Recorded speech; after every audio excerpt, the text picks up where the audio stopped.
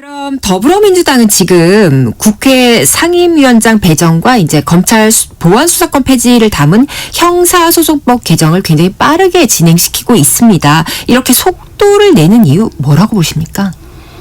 좀 초조한 것 같은데 초조한 이유가 네. 이재명 대통령 관련 공소 취소를 밀어붙일 것 같아요. 그걸 밀어붙이기 위한 체제 정비를 하는 것 아니냐 하는 그런 생각이 듭니다. 그런데 그건 굉장한 도박이에요. 그러니까요. 그리고 이게 지금 상임위원장 자리 중에 제일 핵심이 법사위원장인데 그 자리는 사실은 야당이 맡는 게 맞거든요. 원래는 지금까지 그렇게 해야 균형이 이루어지는 겁니다. 네네. 그건 또 관례잖아요. 네. 이게 다수결의 힘으로 관례를 무너뜨리는 것은 이건 민주주의가 아닙니다. 다만 이렇게 할 때 네. 국민들이 그러면 침묵하면서 지켜볼 거냐. 네. 국민들이 의사표시를 할 거냐. 한동훈 의원은 이렇게 지금까지 계속 부르짖잖아요. 공소 취소하면은 공소 취소를 시도하면은 이거는 계엄에 준하는 네, 사태다. 네. 그럼 자기가 거리에 나가서 탄핵운동에 나서겠다. 네, 이렇게 하고 있어요. 네. 그리고 이번 선거에서 나타난 여론도 공소 취소는 하지 말라는 거거든요. 그렇게 해석해 할 수 있다. 예, 이게 네. 앞으로 한국의 전국을 좌우할 가장 큰 변수가 남아 있습니다. 그러면은 이런 민주당의 어떤 방향과 속도 청와대에서는 어떻게 보고 있을지 좀 궁금해요. 저는 뭐 이 문제에 관해서는 청와대, 정청래, 네. 김민석 이런 분들이 이견이 없다고 생각합니다. 같이 뜻이 같다. 예, 같으면서 상시 더 극단화되고 있다고 생각해요. 최초에는 이재명 대통령이 정청래 민주당의 과격한 어떤 검찰청 폐지라든지 이른바 사법개혁에 브레이크를 걸고 싶어 하다가 안 됐어요. 정청래 폐지로 가버렸어요. 그래서 결국은 보안수사권까지 폐지하기로 했다는 것은 사실은 청와대 측에서 손을 들었다는 이야기입니다. 강경론에. 그러나 그렇게 하는 과정에서 이재명 대통령이 정청래 대표에게 상당한 불만을 가지고 있었다는 게 최근 요새 드러나고 들리는 있습니다. 소리. 예. 네, 알겠습니다. 그렇게 생각하신다는 의견, 네, 잘 들었습니다. 청와대 얘기가 나온 김에 하나 더 여쭐게요. 일각에서는 이제 민주당의 친명계 그리고 친문계가 있다. 이들 사이에 긴장감이 있다. 이런 얘기가 나오는데 물론 그런 거 없다. 이런 반박도 있긴 있습니다. 이런 와중에 이재명 대통령과 문재인 전 대통령이 오찬을 가졌잖아요. 이게 어떤 효과를 낼 거라고 보십니까? 효과 면에서는 네. 두 분이 만나면은 서로 통합하자는 메시지는 계속적으로 나오잖아요. 네. 그 메시지는 사실상 정청래 전 대표에게 돌아가는 거거든요. 네. 그러니까 정청래 전 대표가 이번에 대표 선거에 나올 경우에 네. 차별화를 하기가 힘들어요. 그러니까 이재명 대통령을 비판한다든지 아니면은 문재인 전 대통령 노선을 이어받겠다는 식으로 자신을 차별화하기가 어렵게 됐다고 봅니다. 네. 두 전 현직 대통령이 만나서 어떤 그 분위기를 만들어 주었으니까. 네. 그래서 점점 정청래 전 대표의 입지가 좁아지고 있는데 일조를 했다는 생각이 합니다. 그렇습니까? 네. 그러면은 지금 민주당을 보면은 이전에 막 격화됐을 때보다는 조금 안정을 찾은 듯이 보이는데 그렇습니다. 갈등의 불씨는 남아있다고 보시는 거네요? 그 불씨는 네. 이게 뿌리가 있는 거죠.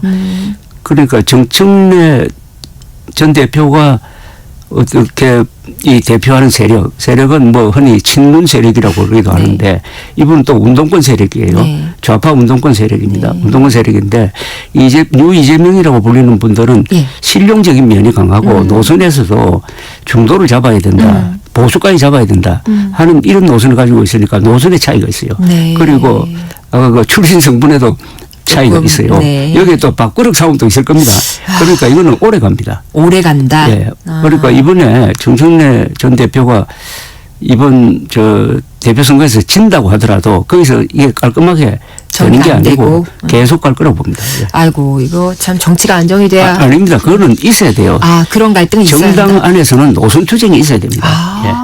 오히려. 다만 이게 격화돼 가지고 네. 나를 흔들 정도가 되면 안 되고 이 노선 노선 투쟁이 없으면 어떻게 됐냐? 윤석열의 몰락처럼 갑니다. 아, 그렇습니까? 그러면 이게 위험 수준까지는 아니고 있어야 하는 정도의 수준, 관리 가능한 수준이다. 민주주의 국가에서는 노선 투쟁이나 저 개파 싸움 이거 없으면은 그건 정치가 아니잖아요. 그렇게 보시는군요. 하나 깨달았습니다. 그럼 이제 국민의힘 쪽 얘기를 한번 해보겠습니다. 지방선거 패배 이후 지금까지 대응 전략과 방향 어떻게 평가하십니까?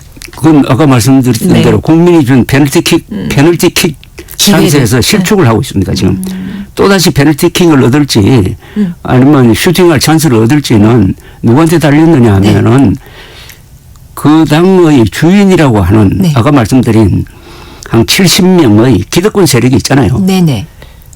경상도 출신 그리고 서울 강남 분당까지 포함해서 강남권 출신 약 70명 이분들이 기득권을 내려놓고 2028년 총선을 겨냥해가지고 자기 혁신을 해야 됩니다. 자기 혁신. 그런데 이게 스스로 힘으로 이루어질 거냐 말로. 자, 어렵겠죠. 자기 기득권을 포기하는 게 불가능하거든요. 쉽지 않죠. 결국 이게 공천권 문제인데 그렇다면 외부 힘이 가해져야 돼요. 네. 요새 언론과 여론이 많이 이렇게 질타를 하고 있지 않습니까? 네. 그리고 장동혁 대표의 그 존재의 의미는 거의 사라졌거든요. 그 자리를 메우고 있는 게 한동훈 의원인데 정석대로 하면 한동훈 의원을 빨리 복당시켜가지고 그분 중심으로 당을 이끌어 가야 되는데 그렇게 할 때 그 기득권을 놓치는 걸 두려워하는 사람들의 반발도 있고 아마 한동훈 의원은 그분들과 계속 접촉면을 늘려가지고 안심시키는 그런 전술인지 전략을 펴고 있는데 여기에는 문제는 시간이 걸린다는 겁니다. 네. 그리고 이 극우파의 존재가 있습니다. 이 극우파는 여론조사상으로도 한 10% 나와요. 네. 또 이 사람들은 행동력이 있습니다. 한국 극우파의 문제는 두 가지입니다. 하나는 부정선거 음모론자들이 주축이라는 사실이에요. 그리고 인종적 반중선동을 하고 있습니다. 네, 이게 결합이 됐어요. 네, 네. 그래서 이 극우파 중에서도 굉장히 좀 문제입니다. 위험하죠. 여기 또 하나가 있어요. 네. 완전히 트럼프주의자가 거의 많아요. 트럼프 숭배론자. 네. 이거는 특이한 조합이네요. 아주 특이한 이거 유럽의 극우하고는 달라요. 그러니까요. 유럽의 극우는 이런 사대주의자 없어요. 그러니까요. 그러니까 들고 나오는 게 뭔지 압니까? 성적이 들고 나오고. 네. 이스라엘 깃발도 요새는 모르겠습니다만 그건 들고 나오고 또 Stop the Steal이라고 하는 구호판 있죠. 치지 마라. 네. 그거는 완전히 대한민국을 부정선거 바나나 공화국으로 세계 만방에 침을 뱉도록 만드는 그 사대주의입니다. 그래서 여기에 볼모가 되어 있는 게 지금 국민의힘입니다. 그러니까 이 세력과 바로 연계된 사람이 장동혁 대표 아닙니까? 그러니까 이거 앞으로 큰 문제가 국힘당이 과연 이런 극우 세력과 같이 갈 수 있느냐? 예, 그거를 빨리 결정해야 한다. 극우 세력과 사실은 극우 세력은 보수가 아니에요. 한민족 보수 세력이 같은 당에 공존할 수 있느냐? 저는 어렵다고 봐요. 어떤 식으로든지 갈라지든지 뭐 쫓아내든지 하는 이런 게 있어야 됩니다. 그러면 저는 이 질문을 준비했었는데요. 국민의힘이 안고 있는 이 말씀해 주신 모든 문제들 지도력의 문제입니까? 노선의 문제입니까? 아니면 당원의 문제입니까? 실제 국회의원들이 문제죠. 국회의원 지금 110명이 됐어요. 네. 늘었어요 이번에. 네. 그중에서 70명. 네네. 이분들은 야당하는 게 더 편하다고 생각할 겁니다. 오히려 낫다. 네. 출마하기만 하면 거의 자동적으로 당선돼요. 얼마나 좋은 자리입니까? 네네. 그러니까 싸워야 할 때 싸우질 않아요. 그리고 이 사람들 대부분이 윤석열 계엄과 부정선거 음모론에 넘어갔습니다. 부정선거 음모론에 넘어갔다는 이런 의미입니다. 여기서 부정선거 음모론 믿는 사람 없어요. 네. 그러나 부정선거 음모론자들이 워낙 더 세니까 그들을 비호하는 세력이 되어버렸다는 겁니다. 네. 그러니까 이것은 사실상 보수를 배신한 사람들이죠. 보수는 헌법과 사실과 상식을 존중하는 사람들인데 그렇죠. 이걸 모조리 부정하는 사람들이 국힘당의 한 70명 되는 주력군으로 아직도 있다는 겁니다. 그런데 네. 이분한테는 이 사람들한테는 장동혁 대표가 만만하죠. 그러나 여기에 한동훈 의원 또는 한동훈 의원과 같은 생각을 가진 사람들이 당대표 자리에 오면은 네. 자기 기득권이 흔들려 버리잖아요. 그러니까 이것은 당 내에 당의 자율적인 어떤 대책에 맡겨놓기에는 너무나 크기 때문에 외부에서 압력이 많이 들어가야 돼요. 외부. 그러니까 보수 지식인들, 보수 언론인들, 그다음에 당원들의 문제입니다. 이 당원들 중에 50% 이상이 부정선거 음모론자입니다. 그러면 거기에 눈치를 보게 돼요.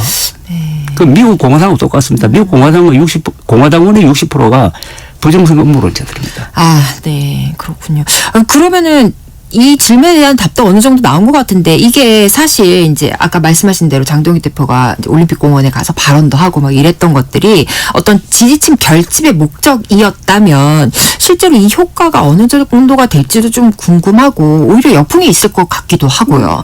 그다음에 말씀하신 것처럼 국민의 당 내에서도 당 지도부의 이런 행동들이 우리가 이제 중도 확장 그리고 제대로 보수로서 자리를 잡는데 어려움을 준다 이런 비판이 적지 않거든요. 그럼에도 불구하고 그들이 이런 노선을 추구하는 것 결국 자신 안정 합리적으로 생각하면 네. 이래서는 안 되죠. 네. 그러나 합리적으로 생각해서 행동하면은 자신들이 다음에 공천을 못 받게 된다. 이 공포감은 대단한 겁니다. 이 공포감을 딛고 네. 스스로 자기의 기득권을 포기하는 사람은 없어요. 정치권에서는 많지 않겠죠. 국회의원 자리를 포기하는 사람은 없습니다. 다른 이유에 의해서 포기하게 됩니다. 이걸 포기하지 않으면은 네. 나는 끝난다든지 재기가 불가능한다든지 그래서 이 외부 그러니까 이번 선거를 통해서 확인된 것은 한국의 합리적 보수 세력이 상당히 강해요. 이런 사람들이 압력을 넣어야 됩니다. 네. 예컨대 윤석열 노선을 계속 추구했던 사람, 네. 부정선거 음모론자들과 결탁했던 사람은 이것은 국민의힘의 당규에도 맞지 않고 헌법정신에도 맞지 않으니까 다음에 공천에서 배제해야 된다 해가지고 블랙리스트 만드는 운동 뭐 이런 걸 펼쳐야 달라질 겁니다. 알겠습니다. 말씀하신 대로 조금 외부의 정상적인 목소리들이 커져야 이제 예, 보수가 제대로 자리 잡게 될 그러니까 것이다. 한국의 보수층은 건강해요. 네. 합리적 보수층은 건강하고 이번 선거에서 그 힘을 과시를 했습니다. 이제 그거를 조금 더 이제 표출하고 그렇죠. 힘을 발휘해야 된다. 예. 아, 그렇습니다. 그러면 이제 대통령 지지율 얘기 한번 해보겠습니다. 아까 말씀하셨는데 어제 발표된 한국갤럽 조사를 보면 이재명 대통령 국정 지지율이 3주 만에 반등을 했습니다. 이 지지율 반등 국정 운영에 대한 평가로 봐야 할까요? 뭐 아니면 지금 정치 구도 때문일까요? 저는 선거에 대해서 위기의식을 느끼고 최선을 다해서 돌파하려고 하는 모습 특히 이재명 대통령의 모습 네. 이번에 호남 반도체 네네. 투자를 비롯해서 뭐 그건 호남뿐만 아니라 전국적으로 투자를 그 큰 프로젝트를 던진다든지 네. 그다음에 민주당이 경고를 해가지고 정신 차리라고 한다든지 하는 걸 보면서 이재명 대통령의 리더십이 다시 회복됐다고 판단할 겁니다. 이분들이. 네네. 그러니까 우리 국민들은 세세한 정책 그런 것보다 그것의 당보다는 네네. 노력하는 모습을 좋아하는 거죠. 그런데 국민의힘 딱 반대입니까? 장동혁 대표는 져놓고 이겼다고 그러면서 국회를 떠나가지고 시위대하고 같이 어울려가지고 전국 재선거를 주장하는 거 있잖아요. 네네. 그건 선거 불복입니다. 그렇죠. 그게 참정권 말살입니다. 2,700만 명이 투표했죠. 네, 그걸 다시 하자는 것 아닙니까? 그렇죠. 이거 있을 수 있습니까? 그럼 쿠데타는 혁명 난 다음에 하는 겁니다. 네. 재선거는요. 그것도 전국 재선거를 주장하니까 그래서 그런 장동혁과 이재명 대통령의 딱 두 모습에서 국민들이 자연히 이재명 대통령 지지율을 올리고 네. 국민의힘 지지율을 떨어뜨려 버린 거 아닙니까? 그렇다고 보시는군요. 그러면은 뭐 자세한 것보다는 어떤 대통령의 의지 또 방향 이런 거를 봤기 때문에 지지율이 반등했다고는 하시는데 저는 이게 참 궁금해요. 사람들도 많이 궁금해할 것 같아요. 지지율 하락의 가장 큰 원인으로 꼽혀왔던 게 사실 부동산 정책이었거든요. 그런데 부동산 정책의 기조를 정부는 바꾸지 않았어요. 오히려 밀어붙였지. 그런데 왜 지지율이 올랐을까? 아까 말씀하신 대로 그러면은 그런 세세한 것들보다는 대통령의 의지, 그렇죠. 방향 이걸 봤다. 그렇죠. 이미지죠. 열심히 노력하는 거. 한국 사람들은 열심히 이번에